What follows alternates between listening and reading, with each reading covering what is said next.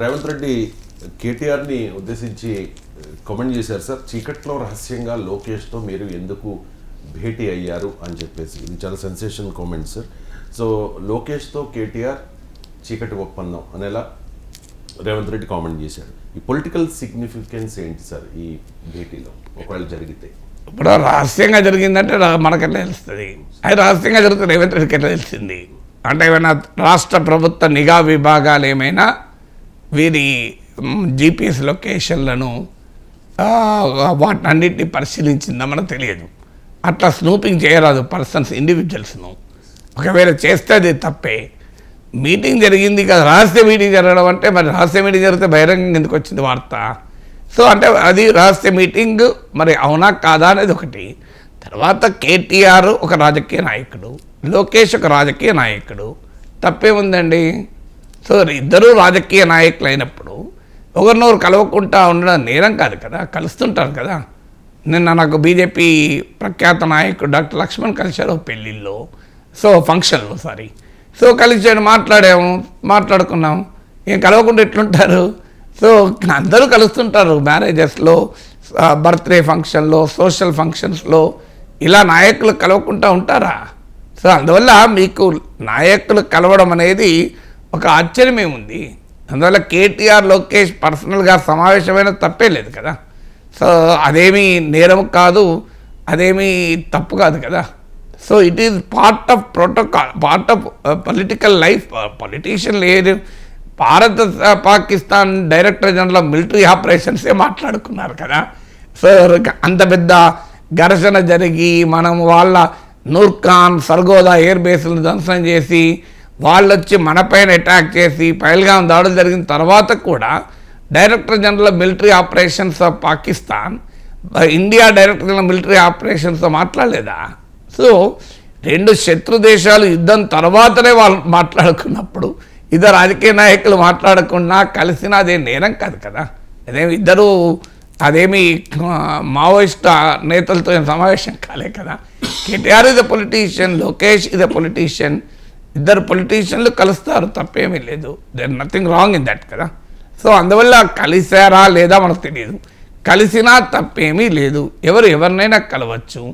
నిజంగానే రహస్య వ్యూహాలు ఏమైనా పన్నితే కలిసినా పన్నవచ్చు, కలవకుండా కూడా రహస్య వ్యూహాలు చేయవచ్చు. కేటీఆర్ లోకేష్ కలవకుండా వాళ్ళిద్దరు కలిసి ఏదన్నా చేయాలని కూడా చేయలేరా? మధ్యలో ఎవరు ఉండరా? ఇవాళ రేపు ఇంత కమ్యూనికేషన్ డెవలప్ అయిన తర్వాత అదేం అసాధ్యం కాదు కదా, దానికేమీ కష్టం కాదు. అయినా కేటీఆర్ లోకేష్ ఆంధ్రప్రదేశ్ నాయకుడు, అక్కడ బీఆర్ఎస్తో అక్కడ ఆయనకి ఏం పని లేదు, అవసరము లేదు. అందులో ఆంధ్రప్రదేశ్లో అధికారంలో ఉన్నారు. పోనీ ప్రతిపక్షంలో ఉన్నారంటే మీరు తెలంగాణ వాదాన్ని రెచ్చగొట్టండి, మేము ఇక్కడ ఆంధ్ర వాదాన్ని రెచ్చగొడతాం, మనకిద్దరికీ ప్రయోజనాలు ఉంటాయి అని మాట్లాడుకున్నారు అని ఓ స్పెక్యులేషన్ చేసడానికి అవకాశం ఉంటుంది. నిజమా కదా అని. ఆడ ఆంధ్రప్రదేశ్లో ప్రభుత్వంలో ఉన్నవారు బీఆర్ఎస్ చేసేటువంటి వాదనల వల్ల ఇబ్బంది పడతారు తప్ప లాభపడరు కదా. సో అందువల్ల బీఆర్ఎస్ నాయకులకు తెలుగుదేశం వాళ్ళతో పనేమీ లేదు. ఆ మాటకొస్తే రేవంత్ రెడ్డి చంద్రబాబు నాయుడుల మధ్యనే మంచి సంబంధాలు ఉండగా మీకు తెలుగుదేశం శ్రేణుల్లోనూ, సానుభూతి పరుల్లోనూ, ఈవెన్ ఆంధ్రప్రదేశ్లో ఉన్న తెలుగుదేశం అభిమానుల్లో కూడా రేవంత్ రెడ్డి అంటే సానుకూలత ఉంటుంది, కేసీఆర్ కన్నా కేటీఆర్ కన్నా. ఎందుకంటే బీఆర్ఎస్ చంద్రబాబు నాయుడుని టార్గెట్ చేస్తూ రాజకీయం చేస్తుంది. ఇవాళ కూడా మీరు నమస్తే తెలంగాణ చూడండి, ఇవాళ పత్రికలో చూడండి, మీరు క్లియర్గా చంద్రబాబు నాయుడు కోవర్టు రేవంత్ రెడ్డి అని, చంద్రబాబు నాయుడుకు దోచిపెడుతున్నాడు, ఇదే కదా విమర్శల రోజు. సో అందువల్ల చంద్రబాబు నాయుడు పైన చంద్రబాబు నాయుడును చూపెట్టే కదా 2018లో 2018లో మహాకూటమిని కూడా బీఆర్ఎస్ ఫైర్ చేసింది. సో బీఆర్ఎస్ రాజకీయం అంతా కూడా చంద్రబాబు నాయుడును టార్గెట్ చేసుకుంటూ తెలంగాణకు చంద్రబాబు నాయుడు ఒక ప్రమాదము అనేటువంటి ఒక నరేటివ్ బిల్డ్ చేస్తుంటుంది బీఆర్ఎస్. అందువల్ల తెలుగుదేశము బీఆర్ఎస్ కలిసి చేసే పనేం లేదు. అందులో బీఆర్ఎస్ నాయకత్వానికి జగన్మోహన్ రెడ్డికి ఉన్న సాన్నిహిత్యం కూడా అందరికీ తెలుసు. ఈవెన్ అది అధికారంలో ఉన్నప్పుడు సాన్నిహిత్యం ఉంది. ఈవెన్ ఇప్పటికీ కూడా మీరు బీఆర్ఎస్ నాయకుల స్టేట్మెంట్లు ఎప్పుడైనా చూడండి, జగన్ను విమర్శిస్తూ ఉన్న స్టేట్మెంట్లు ఎక్కడా ఉండవు, చంద్రబాబు నాయుడు టార్గెట్ చేస్తూనే ఉంటాయి. దానికి కారణం ఏంటంటే జగన్ ఆ తెలంగాణ రాజకీయాల నుంచి పూర్తిగా నిష్క్రమించారు. కానీ చంద్రబాబు నాయుడు ఇప్పటికీ అడపాదడపా తెలంగాణ వస్తుంటాడు, తెలుగుదేశం నాయకులతో సమావేశం పెడతారు, పూర్వ వైభవాన్ని తెస్తామంటారు, తెలంగాణలో మేమే అధికారంలోకి వస్తామని అంటుంటారు. ఇప్పటికీ కూడా తెలుగుదేశం పార్టీకి వారు చెందిన నాయకులు ఇతర పార్టీలోకి చేరిన వారికి టీడీపీ పట్ల అభిమానం ఇప్పటికీ ఉంది. సో అందువల్ల రేపు ఎప్పుడైనా టీడీపీ ఇక్కడ రాజకీయం చేసే అవకాశం ఉంటుంది. అది బీఆర్ఎస్కు నష్టం, ఎందుకంటే ఆ టీడీపీ ఓటు బీఆర్ఎస్కే షిఫ్ట్ అయింది. దానికి ఉదాహరణ మీకు హైదరాబాద్ జిహెచ్ఎంసీ ఎన్నికల్లో ఫస్ట్ టైం టీఆర్ఎస్ అధికారంలోకి వచ్చాక 99 సీట్ తెచ్చుకుంది. తర్వాత ఇటీవల అసెంబ్లీ ఎన్నికలు చూడండి, మీరు 2018 అసెంబ్లీ ఎన్నికలు చూడండి, క్లియర్గా ఎక్కడెక్కడైతే టీడీపీ గతంలో ఎమ్మెల్యేలు గెలిచిందో, ముఖ్యంగా హైదరాబాద్ నగరంలో అక్కడంతా బీఆర్ఎస్ కదా గెలిచింది.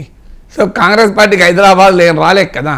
చంద్రబాబు నాయుడు, రేవంత్ రెడ్డి, కోవర్టు, సాన్నిహిత్యం ఇన్ని చెప్పినా తెలుగుదేశం పార్టీకి బలమున్న హైదరాబాద్ నగరంలో ఓట్లు కాంగ్రెస్కు పడలే, బీఆర్ఎస్కి పడ్డాయి. సో అందువల్ల మీకు బీఆర్ఎస్కు స్ట్రక్చరల్గానే తెలుగుదేశం ఓటు షిఫ్ట్ అయింది. అది చంద్రబాబు నాయుడు వల్ల కాదు, లోకేష్ వల్ల కాదు.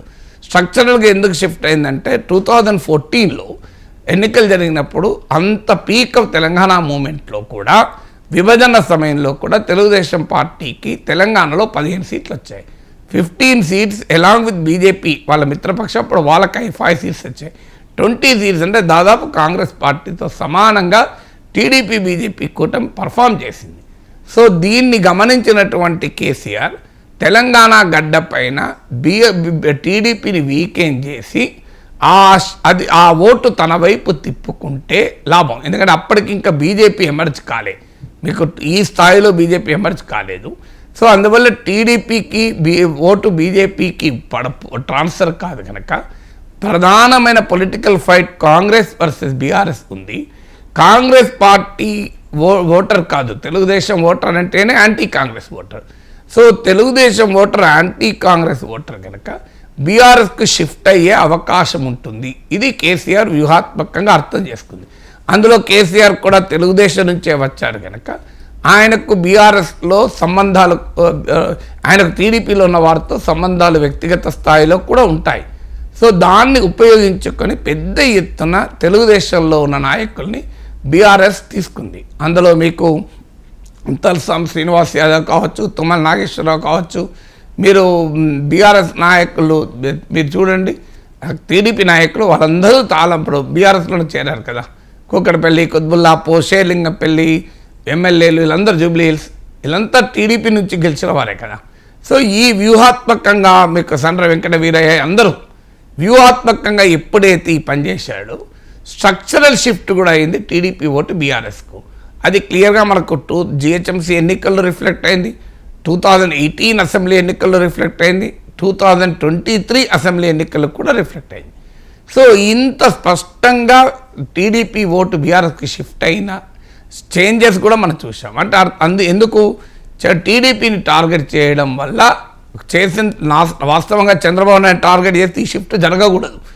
చంద్రబాబు నాయుడు అభిమానించే ఓటర్ బీఆర్ఎస్ కోటేశాడు, కానీ బీఆర్ఎస్ మాత్రం చంద్రబాబు నాయుడును టార్గెట్ చేస్తుంది. అందుకు కారణం ఏంటంటే బీఆర్ఎస్ అనుసరించిన డ్యూయల్ స్ట్రాటజీ. చంద్రబాబు నాయుడును టార్గెట్ చేయడం ద్వారా తెలంగాణ అస్తిత్వవాదాన్ని రగిలించి తెలంగాణ అస్తిత్వవాద ఓట్లు తీసుకున్నారు.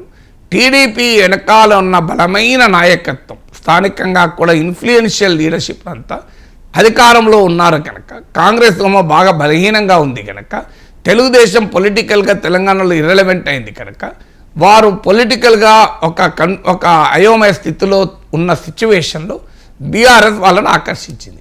అంటే ఒకవైపు ఏమో చంద్రబాబు నాయుడు టార్గెట్ చేసి అస్తిత్వవాద ఓటు తెచ్చుకున్నారు, రెండో వైపు ఏమో టీడీపీ నాయకత్వాన్ని తమ వైపు తిప్పుకొని స్ట్రక్చరల్ షిఫ్ట్ టీడీపీ ఓట్ను తన వైపు తిప్పుకున్నాడు. ఇది కేసీఆర్ అనుసరించిన చాలా సమర్థవంతమైన వ్యూహం. మీరు ఎక్కడెక్కడైతే బీఆర్ఎస్ గ్యాప్ ఉందో అక్కడక్కడల్లా స్ట్రాంగ్ టీడీపీ లీడర్. టీడీపీకి ఉన్న రాజకీయ ప్రత్యేకత ఏంటంటే పార్టీకి బలమైన వేళ్ళునుకున్న నాయకులు ఉంటారు. మీరు ఇక్కడ తెలంగాణలో కానీ ఆంధ్రప్రదేశ్లో కానీ మీరు చూడండి, చాలా స్ట్రాంగ్ లోకల్ లీడర్షిప్ ఎమర్జ్ అయింది టీడీపీలో. మీకు వైసీపీలో కూడా ఇంత స్ట్రాంగ్ లీడర్షిప్ ఎక్కడా కనబడదు. జగన్ చూసి ఓటేయడం. టీడీపీకి వచ్చేవరకు ఏంటంటే చంద్రబాబు నాయుడు చూసి ఓటేయడంతో పాటు ఇండివిజువల్గా స్ట్రెంత్ ఉన్న లీడర్స్ ఉంటారు. ఇప్పుడు రంగారెడ్డి జిల్లా అనుకోండి, పట్నం మహేందర్ రెడ్డి, మీకు ఖమ్మం జిల్లా అనుకోండి తుమ్మల నాగేశ్వరరావు, వెంకట వీరయ్య, హైదరాబాద్ అనుకోండి తలసాని శ్రీనివాస్ యాదవ్, వీళ్ళంతా పవర్ఫుల్ లీడర్స్ ఆయా ప్రాంతాల్లో. వరంగల్ అనుకోండి ఎర్రవల్లి దయాకర్ రావు, మీకు అంతకుముందు రేవంత్ రెడ్డి మహబూబ్నగర్ జిల్లాలో. సో ఇలా ఏ లీడర్ని మీరు తీసుకోండి, ప్రతి జిల్లాలో తెలుగుదేశానికి ఒక బలమైన నాయకత్వం ఉంటుంది. మామూలు లీడర్షిప్ ఉండదు, ఆ లోకల్గా ఇన్ఫ్లుయెన్షియల్ లీడర్షిప్ ఉంటుంది. వాళ్ళను బీఆర్ఎస్ తీసుకుంది. సో ఈ ద్విముఖ వ్యూహాన్ని అనుసరించి అటు టీడీపీని లేకుండా చేశారు, బీఆర్ఎస్ పెరిగింది. సో అలాంటి పరిస్థితుల్లో ఇప్పుడు కేటీఆర్ లోకేష్ కలిసి ఏం చేస్తారు? సో లోకేష్ కేటీఆర్ కలిసి రేవంత్ రెడ్డికి వ్యతిరేకంగా కుట్ర పంతారా? అది జరుగుతుందా? దానివల్ల టీడీపీకి ఏమొస్తుంది లాభం?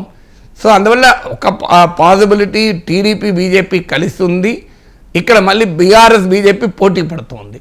సో బీఆర్ఎస్ బీజేపీ పోటీ పడుతుంటే అపోజిషన్ స్పేస్ కొరకు బీజేపీ మిత్రపక్షంగా ఉన్న టీడీపీ ఇక్కడ ఏమైనా ఉంటే సహకరిస్తే బీజేపీకి సహకరిస్తుంది కదా, బీఆర్ఎస్కి సహకరిస్తుంది. అందువల్ల కేటీఆర్ లోకేష్ రహస్య మీటింగ్ అయ్యాలో లేదో నాకు తెలియదు. అది రహస్య మీటింగ్ కనుక తెలిసే అవకాశమే లేదు, తెలుసుకోవాలని అనే కుతూహలమేమీ లేదు. కలిసి ఉన్నా దానికేం పెద్ద పొలిటికల్ ఎర్త్ షేకింగ్ ప్రాధాన్యత ఏమీ ఉండదు కదా.